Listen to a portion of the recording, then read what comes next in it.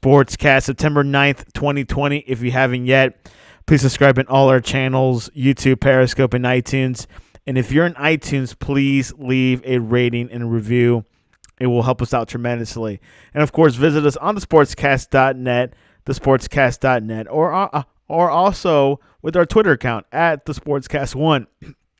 This episode is brought to you by Insta Bible app. You could get the Insta Bible app on the iOS App Store.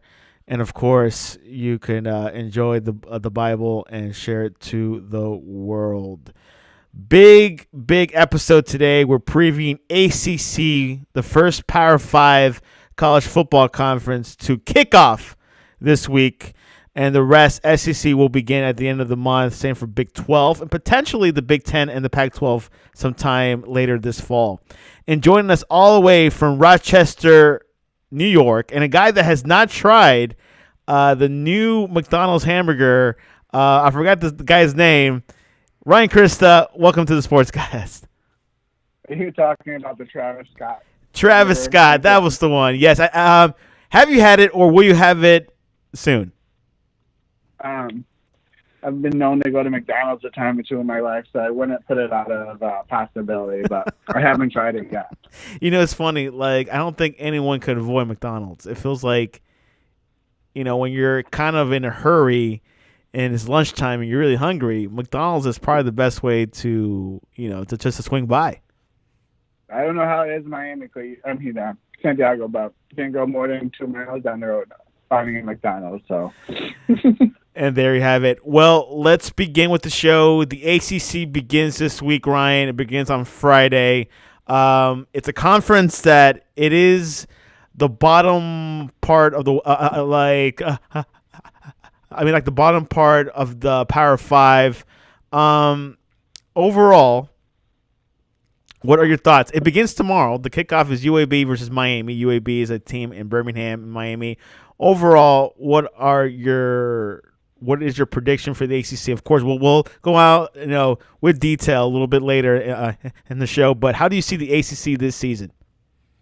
Well, first off, you know, this is a unique year where instead of having 2 17 divisions, they're going to have one 15-team division because after everything went down the last couple of months, they invited Notre Dame to their conference, and they're going to be playing 10 conference games with one non-conference game to be mixed in. So that's why they're starting this week compared to the SEC, who is just playing 10 games this year, starting at the end of the month. But just general, like Santiago said, let's give a broad view of the conference. Last couple of years, it's been dominated by one team, and that'd be the Clemson Tigers. This year, you know, especially the addition of Notre Dame, you're going to see a lot more balance. And I think, you know, there's some intriguing storylines. Santiago said the team is kicking off the ACC tomorrow. The Miami Hurricanes bring in Derek King, who had a lot of success down in Houston running their offense. They also not only bring in a new quarterback, but bring in a new offensive coordinator, Lashley, who comes from the Gus Malzahn tree of coaching. So you're going to look, you know, which I think works perfectly, because when did Auburn always succeed? When they had a running quarterback, a dual threat. So you bring in probably the ultimate dual threat quarterback here in the country, Derek King, who we'll talk about my quarterback rankings, but, you know, will definitely improve this team. And then you also, another up-and-coming team last year was trending up, you know, and that's UNC, led by Coach Mack Brown. Mack coming back to UNC for his second stint, you know, definitely changed the whole trajectory of this team and program. You know, they had some good teams under Larry Fedora and with Mitch Trubisky as our quarterback, but that as soon as he left, they went downhill quick. They made the change to Mack Brown. Mack Brown's best thing he did was bring in the quarterback, stole Sam Howell from Florida State at the last second, you know, and I think this team is got the makings of a very good team, you know, and if it's not this year, I think they're going to definitely put pressure on Clemson in the future. If you do remember, this team was 1 2-point conversion away from beating Clemson last year. And then, you know, and then my last little thing is, there's just a lot more parity. It's not just going to be Clemson rolling everybody. This from the beginning to the middle of the conference, I said out of 15 teams, 10 teams are legitimately, competitive teams. The bottom of the conference is either, new coaches, new systems, they're whole changing their way of doing things.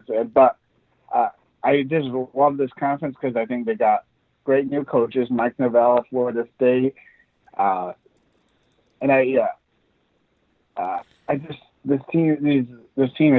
this conference is just going to be a lot of fun to watch and very intriguing because I don't think. And it's going to be very hard for Clemson to go undefeated in this conference for sure this year. Ryan, with the implementation of Notre Dame, which, as everyone knows, Notre Dame has been independent for years, and this is the first time they'll be joining a conference. Notre Dame has had talent. It's a school that a lot of people looked up towards. How much of the dynamic will the ACC change with Notre Dame in this conference? Well, it's not crazy change because you do remember this Notre Dame for the last several years has been playing basically an ACC mini ACC schedule, playing 6 ACC games every year. So they're very familiar with the conference. The conference is familiar with them. So it's not crazy. So it was kind of a perfect marriage when basically all the conferences are going to non-conference games, and Notre Dame was basically out on the streets and the ACC looking to improve their conference. It was just a no-brainer. Especially, I'd love to see this as a permanent change, but I don't think so because there's more money involved being independent. But Notre Dame, it's just going to be fun to watch them dueling with the likes of Clemson and UNC this year. So it's going to be it's not going to be crazy change, but it's definitely going to be a change that will help the conference depth-wise. Let's go into our Sportscast ACC preseason power rankings.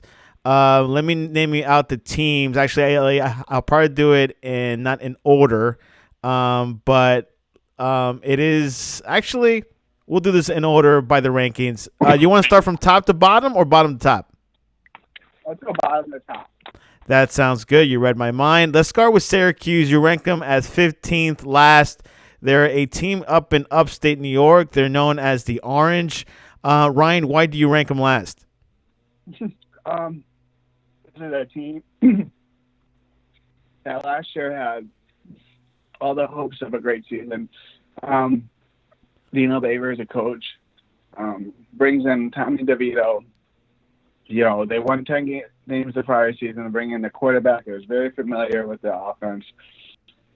And they struggled. They struggled mightily. They had weapons last year, Then they lose a lot of their receivers and lost some Rashad Jackson up front, who was, wreaked havoc, So I just think, they didn't bring in a lot of great talent this year recruiting, which they normally don't. So I think a lot of this their building was building up for last year, and last year left a lot to be desired. Now, Tommy DeVito, their quarterback, is still there. He's still, a big, strong kid with a good arm, but I just don't see a lot of weapons. They've got a lot of internal issues in the program right now. I think there's a lack of trust between the players and coaches. There's been a couple of days where the players refuse to practice because they just don't feel comfortable. Again, there's not a lot of good information coming out of camp, so maybe my local intrigue says, this team is not going to be very good. So that's why I picked Syracuse to be 15th. I hope they do well, but that's where I have them right now. A team that will be playing Liberty University this season. Number 14, you have Georgia Tech from East Atlanta. What have you heard from them?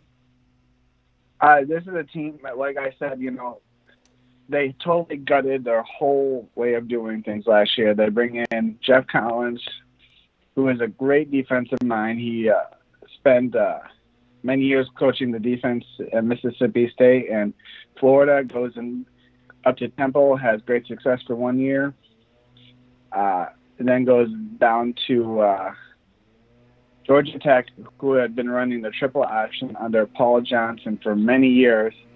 So basically, when they brought in Jeff Collins, they wanted to get rid of the triple option and basically change the way that they're doing things. Well, unfortunately, you just can't do that. You can't change your whole way of doing things in 1 year. No, it takes a couple years. So I think they showed a lot of promise last year, but they still lack a lot of full depth. I think he recruited well, so they have some good, parts, but their parts are very young. So it's going to take another year or two. As long as the administration's patient, I think they have the right guy. But it just seems a little bit off watching them play last year. They didn't flow very good on offense because their personnel wasn't made to be running a standard college offense.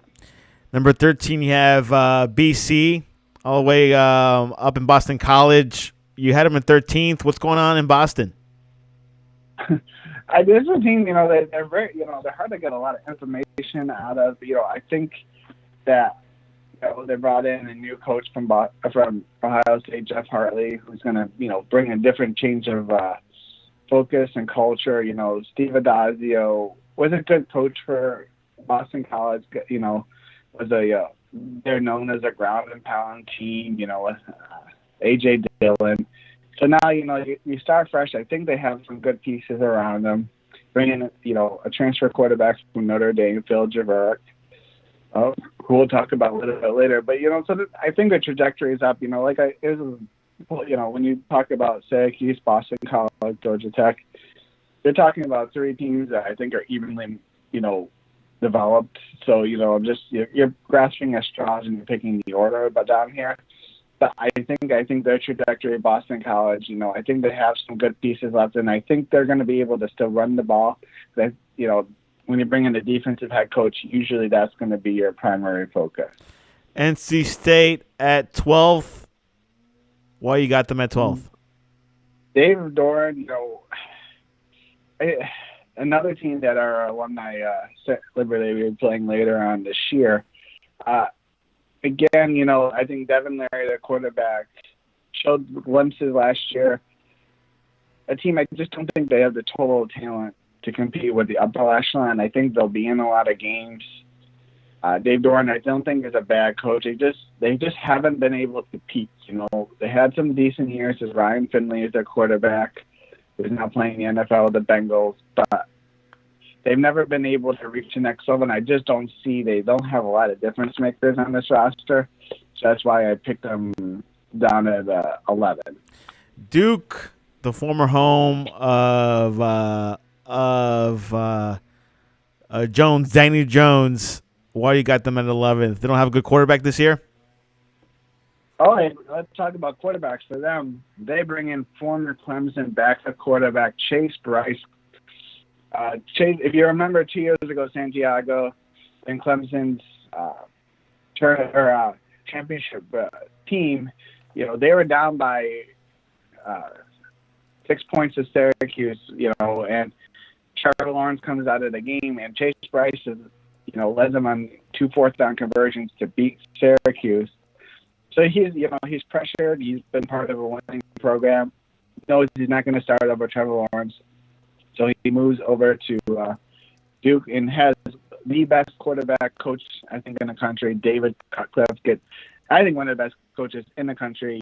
David Cutcliffe, most famously known as, developing the Manning brothers, playing at Tennessee, and he was Eli's coach at Ole Miss. He gets the most out of his team, and he basically, and then we talk about Daniel Jones, he's the one who developed Daniel Jones too. So he does a lot. I think this will help the development of Chase Bryce. So you bring in a quarterback who, maybe doesn't have all the, the skills you want to be, a top flight quarterback, but it's got enough and has been in enough situations. He's going to keep Duke in a lot of games. Again, a team that doesn't have top line talent, but they're going to be well coached. They're going to play hard and look for that team to compete in a lot of games. Just maybe they're falling a little bit short, but I definitely think they're above the bottom echelon teams. Let's go for number 10, UVA, Charlottesville Team. What's going on over there in Charlottesville? So this is the former, this is the runner-up in the ACC last year, went to the ACC championship game, got blasted by Clemson, but let's not focus on that. Let's focus on the team that went to finally beat Virginia Tech for the first time in several years. They lose a lot on offense, Santiago. Bryce Perkins was a great quarterback, kind of took the team on his back. They bring back a lot of pieces on defense, which will keep them in the game, but, they bring in transfer quarterback Keenan Thompson from Mississippi State, who looks to be a sure lock to win the job, but he gets beat out by Brennan Armstrong. So there's a lot of unknown with this team, especially in offense. I think they're extremely well coached. I think Marco Menahall, he gets the most out of his teams. His teams don't make mistakes. Again, kind of like Duke, they play hard. They're well coached. They just lack probably the playmakers to, beat the top flight teams. Let's go into Wake Forest and Raleigh, North Carolina, 9th. Wake Forest has a lot of money, but not enough to go up in the rankings. Why do you have them at 9th, Ryan? Well, I think you won't find them in Raleigh. You'll find them in Winston-Salem, North Carolina, a little bit west, a couple miles down west.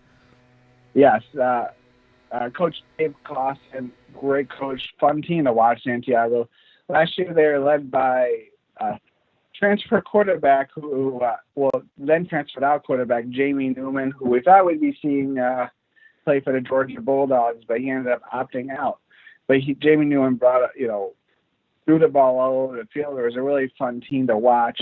But he's gone. They have a quarterback named Sam Hartman who, again, maybe not as talented as Jamie Newman, but knows the system, has played a lot. You might remember him in the documentary Quarterback One on Netflix. A great character kid. So, yes, I think this team is going to score a lot of points. They will be out. Their best wide receiver opted out for this year due to COVID. So they're going to be missing that weapon. But they still have other pieces around them. Maybe they don't lack, I think, a lot on defense right now to keep them. So kind of the opposite of UVA. I think UVA will keep their defense will keep them in games. Well, I think Wake Forest's offense will keep them in games, but they definitely lack a lot of talent on the defensive side of the ball. Let's go up to Pitt. You have them at 8th place. Ryan, why do you have Pittsburgh at 8th? All my Pittsburgh fan followings are going to complain about this. Pitt is a hard team to rank, Santiago. You look at the good talent, not the talent of Clemson or even Notre Dame, but a team that they're in every single game. Their quarterback, Kenny Pickett's been there for quite a few years. They just lack they don't have that player, that dynamic playmaker in the red zone. They don't score a lot of touchdowns. Their defense is very solid. Pat Narduzzi is a hard-nosed, defensive-minded coach. They're gonna play hard. They're gonna play, close to the vest. They might air it out, but they're not. You don't see a lot of trick plays or anything like that. A solid, fundamental team. So that's why I kind of picked that spot for them because they're gonna win some close games and they're gonna lose some close games. And they're probably going to surprise the team. You do not be surprised if you see them, have an upset or two. But at the same time, don't be surprised, when they're riding high, that they get upset. Every year there's just a hard team to judge because week to week you don't know who's going to show up. FSU Tallahassee with Coach Mike Norvell. You get them at 7th. That's a pretty optimistic position to be in. Ryan, what's going to happen with FSU? This is a team I think is the lowest of 7 because I think this team is Mike Norvell doesn't come into an empty cupboard, Santiago. He's got his best job as he came in January is to keep 3 players that were going to be highly drafted to stay and play another year. When they've had not much success in college, so to get them to stay another year and without going to the NFL, like Wilson, Asante Samuel Jr., Terry the wide receiver. That was big, Santiago. And quarterback James Blackman, who's been there for a couple of years, great athlete, good arm. what is Florida State's biggest weakness for many years? It's been their offensive line. I don't understand how high-profile teams struggles to, put together. It goes back not just to Willie Taggart's days, but also back to Jimbo Fisher's last couple of years. Their talent level has been low on the offensive line. You had a star-studded running back last year in Cam Akers who couldn't go anywhere because there was nowhere to go because his offensive line wasn't providing much support. So, change of a system. Mike Norvell is a great offensive mind. Continue the success of Memphis. Took a really good Memphis team and brought them to the next level, got them to a BCS Bowl last year. So I expect him to do the same thing as Florida State. What didn't help is that, in a year like this when there's limited spring, they didn't have a lot of the practice they probably needed. So you don't expect them to compete for a championship, but do expect them to be a lot better team than they showed last year. Because at times the last couple of years under Willie Taggart, they seem confused, disinterested. Don't expect that out of Mark Norvell. Expect a team that will be a lot more fundamentally sound, prepared to play each and every week. I definitely think, again, this is a team that could end up in the top three or down in the middle of the pack, depending on how those close games go. It could be either or. FSU could be unpredictable, but I hope the best for them because I know they've had some struggling years after the Winston quarterback, James Winston quarterback there. Let's go a little bit up north. Virginia Tech in Blacksburg, 6th place. Justin, what do you have Virginia Tech at 6? It looks pretty high. This is a team that, last year started off very slow. It looked like they were going nowhere. Inserted quarterback Hayden Hooker into the lineup, and the team and the offense really took off. Came within one game, lost to UVA in the last game of the season from winning their division. They returned a lot of pieces on both sides of the ball. So to put them actually, a 6 is, maybe disrespecting the amount of talent they bring back and their quarterback. But I just think the top level of the conference, with the addition of Notre Dame, makes it hard to move them up any higher. But again, I think Hayden Hooker, Justin Fuentes, a good coach, had opportunities. Upcoming coach. Again, going back to, that Memphis, he's, really the guy who changed Memphis around. But can he change Tech around? Yeah, he's kind of, last year didn't look good for him. It looked like, he was on the way of getting booted himself, but turned the season around by, pushing the quarterback, in college. That's, you find the right quarterback, your fortune will change as a coach. So that's what everybody's trying to do. So definitely, a team, it's hard to see, if you're going to have the first half of Virginia Tech come to play this year, you're going to struggle. But if you get that same Hayden Hooker, elusive, accurate throw, this team is going to be dangerous. Let's go back down south to Miami. Coach Manny Diaz is doing some recruiting up front. Ryan, you have them at 5th, which I think a couple of years ago they were probably up in the top 4, but it's not bad. 5th is not bad. Why do you have them at 5th, and are you optimistic with Miami's chances this year? There, Santiago, you've got the groups here, from basically Florida State up. You've got ultra-talented teams, Do players want to go to FSU? Do the players want to go to Miami? I mean, are these schools as sexy as Alabama? It's different. You got to. Miami's got a great recruiting advantage right in their backyard, and that's why I think the hire Manny Diaz is so important. Yeah, always been a good recruiter, but now you bring him to his own backyard, the place where he grew up. He's got roots there. There's home field advantage there. Exactly. He's changing, and he's made a lot of, for a couple of years. For many years, Florida State was dominating down south, and that's when Jimbo was rolling. And, the Gators took, a big chunk there for a little bit, during the Al Golden years where recruiting really hit rock bottom. But now you see, those homegrown Florida or Miami players staying, staying home, staying in their backyard. They don't have to go to a dorm or anything. They can stay at their house. It's not just they're losing out to Florida State, Miami. They're losing out to Alabama, Ohio State comes down there and takes the best player. So he's putting a fence. You always say you want to put a fence around your surrounding areas, and that's what Miami's doing. Definitely the future of Miami is bright. You bring in a quick fix like De'Ara King this year, who's, like we talked about, he's a game changer. He is an ultimate game changer. You bring in, I think, one of the best up-and-coming offensive minds, and Brett Lashley, who put up huge numbers last year at SMU coaching the offense.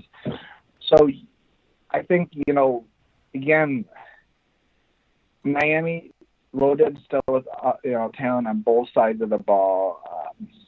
I think they do lack some playmakers on the outside, wide receiver-wise. They lose Lorenzo Lingard to a transfer actually to Florida, their running back, but still immense talent, all over the field, a lot of unknowns. They recruited well, so maybe some of these younger players will step in and provide, the game-changing ability. So this is what's interesting about tomorrow. It'll be, they're playing against a pretty good team in UAB. But we'll talk about, in the prediction segment. But I really, it'll be a good evaluation to see where this Miami team has. But I think, that's why I put them at 5th, because I think this team, if everything goes well, could win the conference. But I think 4th, 5th, somewhere around there is where you'll end up seeing them. Let's go to Louisville with Coach Scott Satterfield. What are your thoughts over Louisville 4th? It look pretty good up there. Yes, I am a big Louisville guy, Santiago. Why? I didn't know a whole lot of, I watched a couple of games here and there last year. I saw them, the scores, wow, impressed me. So during, COVID, I went and watched about the video of this team, and I really fell in love with their quarterback, Michael Cunningham. I saw this team play last year at the beginning of the season against Notre Dame, put up a great effort. Fell a little bit short, but, which part of that team are you looking for? Is it like the wide receivers? Is it like the defense? Which part of that team looks sexy? I think what it is, you got the right system for the right quarterback in it. You go back to Scott Satterfield, who is kind of, I think, future NFL coach. I don't know if he's an NFL coach, but he didn't turn around, but he really propelled Appalachian State to an FCS team to winning a conference title, for several years. In the FBS, they're very balanced. You saw a lot of similarities where he did at Appalachian State with their offense. Never not being run focused, not being pass heavy, but just that ultimate balance. And you got a dual threat quarterback like Michael Cunningham, who puts pressure on the defense because if you take away his running ability, he can throw the ball, but if you lay it back, he's going to run over you. Maybe I'm thinking, maybe he's not Lamar Jackson, Santiago, but he's not, I would say that would be a nice Lamar Jackson B, one step down. Yeah. Half a step. Yeah. I was watching these games last year. Wow, the pressure he puts on, in the bootleg, play action fake, I think they're going to be able to, they have a good running game already, just, from the running back position, but also, with him getting to the outside, they're going to cause a lot of havoc. They lack against overall talent. I think when Scott Satterfield came in last year, I think the expectations of this team was going to struggle and mightily, but, I think he shows how important coaching is in college football. People bought into it. So I think this team, they were in the middle of the pack last year, will take the next step and get to the top, quarter of the conference.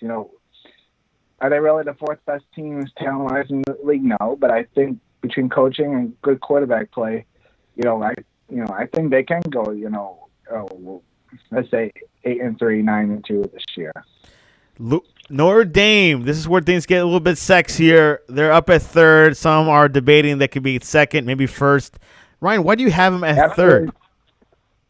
3rd? Well, again, the talent is better than most of the teams in the conference, so you're walking into most games being the better team. Ian Book is, a quarterback who seems like he's getting a quarterback who seems like he's been there forever. Brian Kelly, who we want to talk about NFL coaches, should be coaching in the NFL. I think, he's that type of coach. And, even when they have a bad year, they don't ever, they still play hard. They still play well, They might not win every game, but, it's just a showing of a well-coached team. They do lose a lot of players, Chase Claypool, Kermit the tight end. I think they do lose a little bit of their playmaking ability, but I think Ian Book will be able to keep them in most games. They're talented on defense still. Again, you're not walking into the SEC. There's a difference between the ACC and SEC, and I think you're looking at a team who can walk in and compete, with Clemson from day one. Where would you put ACC in like the Power Five? Are they the third best conference, fourth? Like where would you put them? Well, I mean, if we're talking about all five, it's right now probably. I think overall, from top to bottom, with researching these things, I think they're third. Behind the SEC, Big Ten, and then ACC. Big 12, Pac-12. All right, let's pick up the pace here. UNC, coached by Mac Brown, North Carolina. That's where Michael Jordan played basketball. Why you have him a second? Why over Notre Dame? Because I think they have the best. Maybe the best team overall, Ryan. You can say that. Quarterbacks, one of the two best quarterbacks in college football. The next two teams, Santiago. But Sam Howell. Mac Brown really changed his program. Last year coming in, they believe in themselves. I think he's got some frisbee catching dogs at wide receiver this year. They may be a player or two away from on the defensive side of the ball, but like they said last year, they come in one play away from being Clemson. The whole focus of this team is a lot different. I think Sam Howell takes the next step. This team will compete for a conference championship this year. And maybe I went on a limb and maybe Notre Dame is the second best team, but I think I really wanted to focus on UNC being the trajectory and the future of the conference. And finally, we have Clemson. Obviously, might be the most obvious for many people out there. Trevor Lawrence and Mr. Sweeney. Why do you have him number one? Is it pretty obvious, or will it be close? Yeah, I mean, it would be obnoxious not to put him in number one. Santiago. I love Clemson. I love everything about that program. I love Dabo. I love the players. How they carry themselves in the pro. This is a SEC program, always playing in the ACC. That type of ravaged fan base. But Trevor Lawrence. The guy can make every throw. He's athletic. He's a beast, and possibly two NFL teams might tank for him. Yeah, he's that good. But you got Justin Fields, who we may not ever see get to play college football again. You're talking about 1A and 1B when you talk about NFL potential, I believe. But Trevor Lawrence, does everything. Travis Etienne, the running back, comes back surprisingly. So the combo between those two, Santiago, it's incredible. You'd be down not to put Clemson, but there's the difference between this year and last year, Clemson, is I know they had one game where they almost slipped up against North Carolina. But if they don't come to play every game, they will slip up more. The conference as a whole is a lot better, Santiago. I really expect this is going to be a really fun conference to watch because the talent, the coaches, and I think what separates this is a quarterback play, Santiago. I know we talked a little bit in college football about, quarterbacks can really make or break your team, I'll just kind of rapid fire my quarterback rankings real quick for you. Yes, which we have them up here on the Sportscast screen, so go ahead. Sure. I'll go from the top. Want me to read it out and then we'll just discuss it, or? Sure, go ahead. 15th, James Graham, UVA. Brendan Armstrong, Syracuse, DeVito, NC State, Leary, Boston College, Jurkic, Duke, Chase Bryce, Wake Forest, Sam Hartman, Virginia Tech, Hayden Hooker, Pittsburgh, Kenny Pickett, FSU, James Blackman, Louisville, McKelly, Cunningham, Notre Dame, Ian Book, Miami, King. yes, King, UNC, Howell, and Clemson, Trevor Lawrence. Ryan, what came to this be? Which one do you like the most? So, I mean, obviously, we just talked about Trevor Lawrence last year. 36 touchdowns, 8 interceptions, 3,600-plus yards. Obviously, arm strength. He's got weapons to make it look easy. Sam Howell last year, 38 touchdowns, 7 interceptions, 3,600 yards also. And then we go to Derek King, who's the first really interesting, unique prospect. 2018, for Houston, he had 36 touchdowns and 6 interceptions, 2,900 yards passing, while mixing in 700 yards rushing. Again, the ultimate dual threat quarterback will put a lot of pressure. Kind of him and Mikael Cunningham last year, who had 22 touchdowns, 5 interceptions, and 2,000 yards passing, and another 400 or 500 yards, close to 500 yards rushing. So, again, you've got a lot of interesting quarterbacks here. Even like I said, I have Kenny Pickett, number 7 from Pittsburgh, who had 3,000 yards passing, but only 13 touchdowns. Like I said, they lack playmakers in the red zone that score touchdowns, and that's going to be Pittsburgh's downfall. Hayden Hooker, like I said, was a difference in the Virginia Tech's trajectory season, but I had them 8 because there's so many great quarterbacks. A player I think on the list I think people will be kind of scratching their head at is probably having James Blackman, number 6. I just don't think that guy's got a fair shake. I think he has everything in his arsenal: good arm, athletic. Expected him to really break out under Mike Norvell's system. Again, at the bottom of the list, you don't have really, James Graham really, again, is a really tough watch for him at Georgia Tech. Really struggles with accuracy because they don't have any wideouts right now really to be different because you're coming from a triple option team. Again, even at the bottom, Tommy DeVito was a 4-star quarterback out of New Jersey who, really struggled last year. Devin Leary, another big, strong kid out of New Jersey for NC State. The potential of these teams, we could be talking about in a couple weeks and this list being totally different depending who really shows up and who's, playmakers around him separate them. But there's some good talent out of the ACC. Like, we see some potential. Santiago, what makes this teams really hard to judge is that you've got a lot of great quarterbacks. And that's really what separates this year from last year. You didn't really have those household names at quarterback other than Trevor Lawrence. Exactly. Of course, NFL teams and scouts are always eyeing the ACC when it comes to quarterback, especially this year. So ACC, all these rankings that you see here on the show that we talked about, you can find it at thesportscast.net. thesportscast.net, and we'll definitely be going over it. And if you disagree, you could definitely leave a comment or tweet back at us saying, hey, Notre Dame should be number 1. They deserve it. They're a better team. But then you got Clemson. There's, some few storylines and variables out there. Any conclusive thoughts of the ACC, Ryan, before we head on to Von Miller? I just expect this conference as a whole to be better. There'll be a lot more pressure on Clemson each week. They'll show up and play their best. Having Notre Dame and have really no divisions is going to make a really fun watch. So I do think Notre Dame will make the conference better. I hope they stay, but a lot of people are saying they're not going to stay. Don't count on them, but I hope they do stay because Notre Dame will make the ACC competitive, and it'll be a conference to talk about, not just one team, Clemson, but a team that will challenge Clemson to the brink of the playoffs.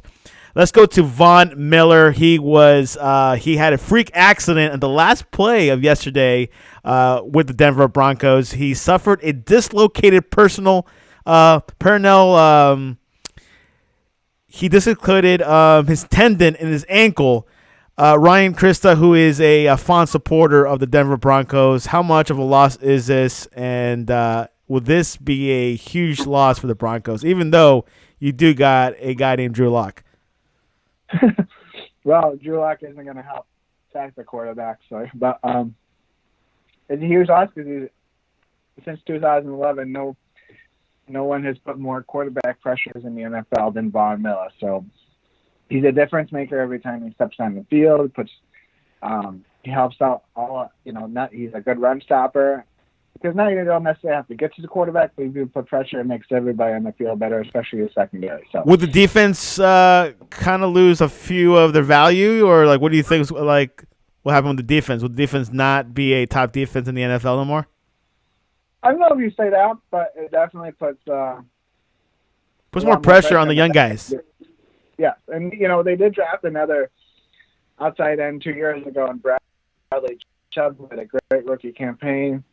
Had a slow start last year, but tore his ACL, and he's still, while practicing, he's still not cleared for contact yet. So chances are you won't see him at least for another couple of weeks. So again, it'd be an obstacle, Santiago, and not something you can overcome with a lot of teamwork, but it does hurt though.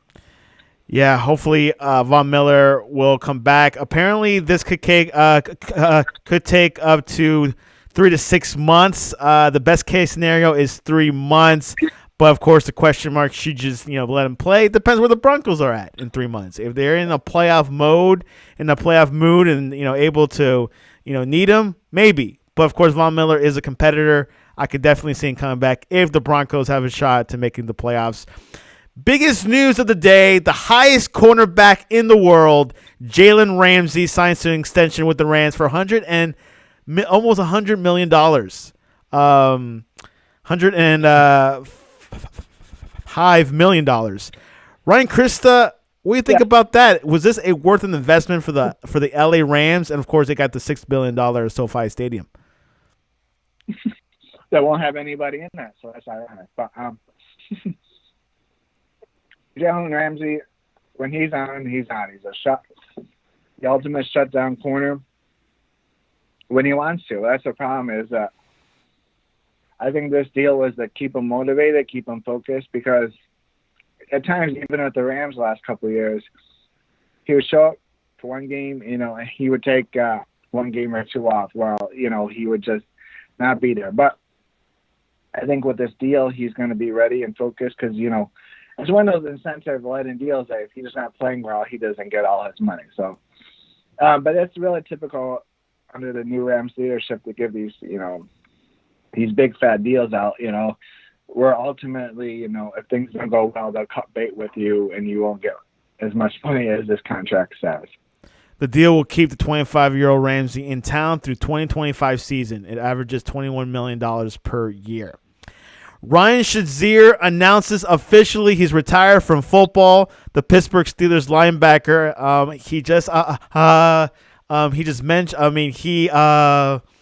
He retired today on Twitter. He posted a message on Twitter this morning. I'm officially retiring from the game I love so much. Ryan Christa, how much will you miss this Ryan Shazier? Well, it's just good to see him, after that terrible accident a couple of years ago on the football field. It's just good to see him kind of living a normal life. Would you love to see him go back and play again? Sure, but again, having him first being alive, being able to walk and have a normal life is most importantly. So I don't think it was any surprise that he never played football again, but I think he always had that hope that he would come back. But it's just good to see him, being able to live a normal life outside the game of football. And we got some late-breaking news. The Tampa Bay Buccaneers head coach Bruce Arians says wide receiver Mike Evans has suffered a soft tissue injury and is considered day-to-day. He'll be a game-time decision for Sunday's game versus New Orleans if he doesn't practice Friday. Any thoughts on that? Well, he's Tom Brady's top target, so him and Chris Godwin and Gronk. He has some options. What do you think about Leonard Fournette? Do you think he'll be at a Leonard Fournette 2017?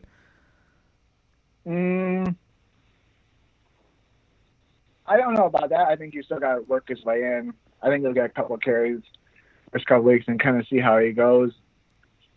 You see if he's, a viable member of the team and before they really commit to him long term. So right now, Ronald Jones is the starter for the Bucs, and it's really his job to lose. How about Josh Rosen joining the practice squad with the Bucs? Is that a good position he should be in? I mean, any job right now is a good job in the NFL. So, Hey, if you're like Cowan from like the Eagles, who makes 12, not $12 million a week, grand a week, $12,000 a week. Hey, I'll take that job every day. exactly, Santiago. Nothing to complain about. Again, guys kind of had some bad luck, drafted in the top 10 with the Cardinals, not really his fault that he struggled. And then, they switched coaches, switched schemes, and, he's out the door to Miami. He was never really given a fair shot there. They go and draft another young quarterback, and there he is on the practice squad. So the practice squad, now we know the numbers, of course. But, back to Josh Rosen, he's trying to do like the James Winston style, trying to learn from a quarterback. Of course, Rosen took a few steps back into the practice squad. But like Winston, hey, I want to learn from the best. I want to be like Drew Brees, maybe not just like him, but learn from him, and then maybe get my NFL act together. Exactly. Like I said, I mean, the Bucs is in a bad spot because you're looking at a quarterback in Tom Brady. How long is he going to be there? No more than probably 2 to 3 years. In theory, Josh McCown, guys, that's from Eagles. Josh McCown. So, and then, he's 41. I think that's a really good spot. But again, in the practice spot, there's no guarantee because anybody can sign anybody off the practice squad. So he could end up, if somebody gets an injury, he could end up switching teams, overnight. So something to definitely look at. Of course, Josh Rosen was a Miami Dolphin fan, and of course, sometimes you got to move up slowly but surely. Anything else before we head into game predictions? Not too much. Again, we're really turning into crunch time here in sports where everything is. A lot of sports are starting this week. The Premier League, NFL, ACC. I'm probably missing a sport or two. Yes. I mean, you still got the MLB and NBA playoffs, NHL playoffs. There's only so many hours in a day, Santiago. It's tough. It's getting busier, and of course we got golf this fall, and of course some more tennis. The French Open is in a few weeks, so there's a lot going on. Buccaneers quarterback right now is Brady, Ryan Griffin, and Blaine Gabbert. So that's what Josh Rosen has to climb up that ladder to maybe be either at the 2 spot or 3 spot. Can he do it? Let me tell you, Josh Rosen is the second most talented quarterback in that room. There you have Blaine it. Gabbert is a tall guy with a big arm. Ryan Griffin's a journeyman quarterback. Josh Rosen, his future's in his own hands, depending on how hard he wants to work and not give up, because he's got the talent. Josh Rosen, a man that had a hot tub in his dorm room in college. Let's get into predictions. UAB at Miami. I think this will be a very intriguing matchup. Bill Clark and UAB will come and give their best effort, but I think this will be De'Aaron King's coming out party. The game will be close, and I think his talent level in the second half will propel Miami to, I'd say, at least a 14-point victory. And this is a good way for Miami to test their muscles and see what they're capable of. Syracuse at UNC. This is a big game.